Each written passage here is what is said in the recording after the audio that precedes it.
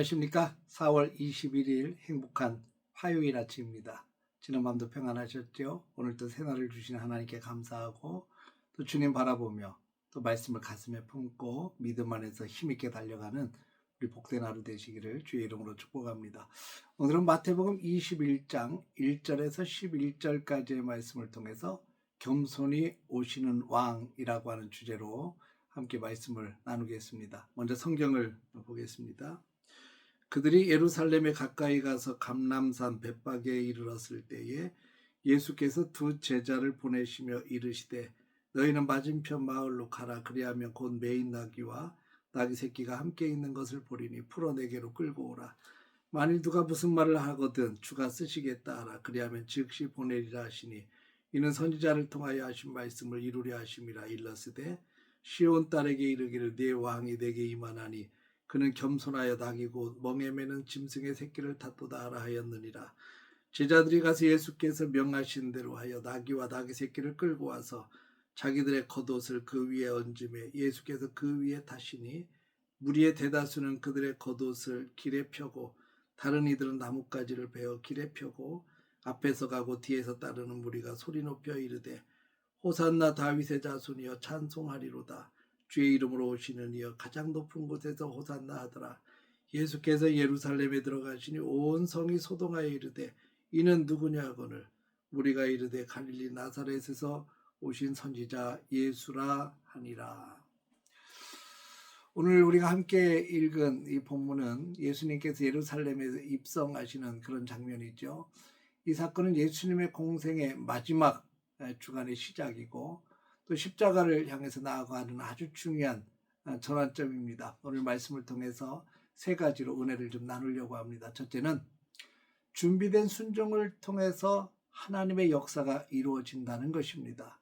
예수님은 감람산 벳박에 이르러 두 제자를 보내시면서 이렇게 말씀하십니다. 맞은편 마을로 가라. 곧 매인 나귀와 나귀 새끼를 보리니 풀어 내게로 끌고 오라. 그리고 이렇게 덧붙이십니다. 누가 무슨 말을 하거든 주가 쓰시겠다 하라. 이 장면을 보면 참 놀랍습니다. 제자들에게는 이해되지 않는 명령이었습니다. 왜 갑자기 나귀를 가져오라고 하는지, 그것도 남의 것을 끌고 오라고 하는지 납득하기 어려웠을 것입니다. 그러나 제자들은 묻지 않고 순종합니다. 사랑하는 성도 여러분, 하나님의 역사는 언제나 순종을 통해서 이루어집니다. 이해가 되어서 순종하는 것이 아니라 주님이 말씀하셨기 때문에 순종하는 거죠. 이 순종이 하나님의 큰 계획을 이루는 통로가 되는 줄 믿습니다. 우리는 종종 하나님 앞에서 이게 맞을까? 이게 꼭 필요한 일일까? 고민하며 나아갈 때가 있습니다. 머뭇거리죠. 근데 하나님은 계산하는 사람보다 순종하는 사람을 더 사용하십니다.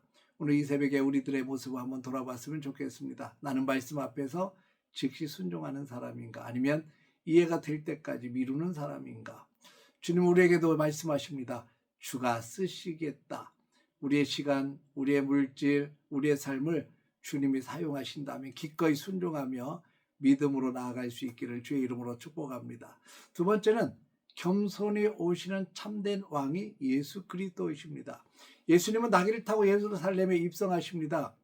스가랴 9장 9절의 예언을 성취하는 놀라운 장면이죠. 보라 내 왕이 내게 임하시나니 그는 겸손하여 나귀를 타시나니. 당시 왕이라면 당연히 말이나 병거를 타고 위험 있게 들어와야 합니다. 그런데 예수님은 가장 낮은 모습으로 오십니다. 나귀는 전쟁의 상징이 아니라 평화의 상징이 바로 나귀입니다. 예수님은 힘으로 다스리시는 왕이 아니라 사랑으로 다스리시는 왕이었습니다. 높아지려 하지 않으시고 낮아지심으로 우리에게 오신 분이 바로 평화의 왕 예수 그리스도입니다. 사랑하는 성도 여러분, 이것이 바로 하나님 나라의 방식 아니겠습니까? 세상은 높아져야 인정받고 강해야 성공했다고 말합니다. 그러나 하나님 나라는 다릅니다. 낮아질 때 높아지고 섬길 때 위대해진다는 사실을 우리는 결코 잊지 말아야 됩니다. 우리의 신앙도 마찬가지입니다. 신앙이 깊어질수록 겸손해야 되고 더 낮아져야 합니다. 예수님을 닮아가는 삶은 결국 나를 내려놓고 겸손하게 주님의 뒤를 따르는 사람이어야 합니다. 세 번째는 흔들리는 군중의 신앙이 아니라 변함없는 고백의 신앙이 되기를 원한다는 것입니다. 무리들은 예수님을 환영합니다. 겉옷을 길에 펴고 나뭇가지를 흔들며 외칩니다. 장관이었을 겁니다. 수많은 사람들이 그렇게 소리를 외치며 호산나 다윗의 자손이여 주의 이름으로 오시는 이여 찬송하리이다. 쩌렁쩌렁 울리는 군중들의 소리 매우 감동적이죠. 온 도시가 들썩이며 예수님을 맞이합니다. 그러나 우리가 잘 아는 것처럼 이 환호는 오래가지 않았습니다. 불과 며칠 뒤에 같은 입에서 십자가에 못 박으라, 예수를 십자가에 못 박으라 외침이 나옵니다. 왜 이런 일이 일어납니까?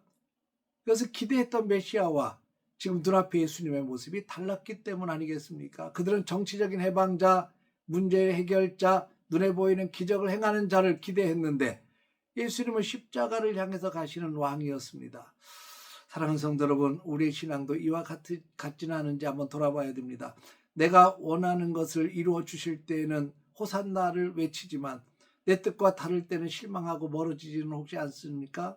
참된 믿음은 상황에 따라 변하지 않습니다. 오직 주님만을 바라보며 왕 되신 주님을 바라보며 믿음으로 동일하게 나아가는 것이 바로 우리의 삶이 되어야 됩니다. 사람들은 예수님을 갈릴리 나사렛에서 오신 선지자라고 소개를 합니다. 틀린 말은 하지만 굉장히 부족한 고백입니다. 예수님은 단순한 선지자가 아니라 우리의 구원자요 우리의 영원한 왕이시기 때문에 그렇습니다. 오늘 이 아침에 주님 앞에서 고백해 보십시다. 주님은 나의 왕이십니다. 주님은 나의 구원자이십니다. 이 고백이 우리 삶 속에서 실제가 되어야 되고 입술의 고백이 아니라 삶의 고백으로 나아갈 수 있기를 바랍니다.